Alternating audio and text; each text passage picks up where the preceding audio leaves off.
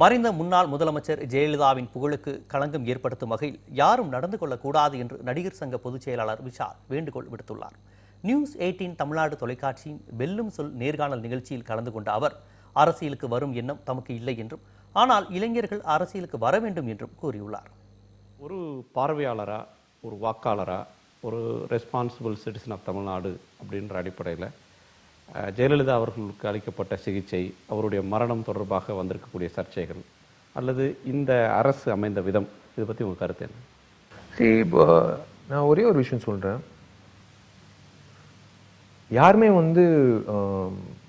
மறைந்த முன்னாள் முதலமைச்சர் அம்மாவோட பேரை கெடுக்கக்கூடாது. அதுதான் என்னோட நோக்கம். அது கெட்டு போகுது அப்படின்றது அப்படி இல்லை. யாருமே கெடுக்கக்கூடாது. Because she's achieved something called 2 terms as CM, continuous consecutive.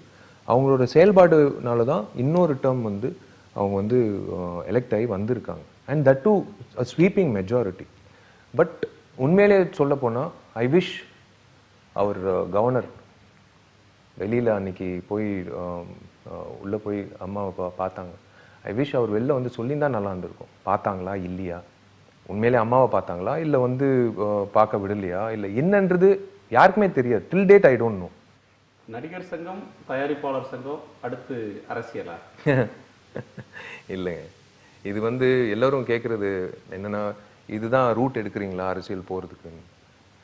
எடுத்து பார்த்தா நடிகர் சங்கத்தில் ஆஃபீஸ் பேரராக இருந்த அத்தனை பேர் அரசியல் போயிருக்காங்க. ஒருவேளை அதனால தான் கேட்குறாங்க அப்படின்ட்டு. ரைட் நோ நீங்கள் என்ன ஆஸ் ஐ ஸ்பீக் நோ, எனக்கு அரசியல் ஆசை இல்லை. இல்லை, இந்த நிமிஷத்தில் இல்லை, பின்னாடி என்ன ஆகும்னு தெரியாது. I don't no.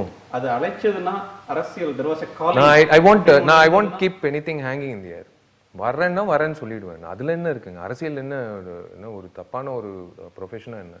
அரசியல் இட்ஸ் ஒன் ஆஃப் அது எல்லாரும் நினைக்கிறாங்க அரசியல் ஒரு சாக்கடை, நம்மளுக்கு எதுக்கு என்ன. அரசியலுக்கு நான் வரணும் இல்லையோ, இளைஞர்கள் அத்தனை பேரும் இறங்கணும்.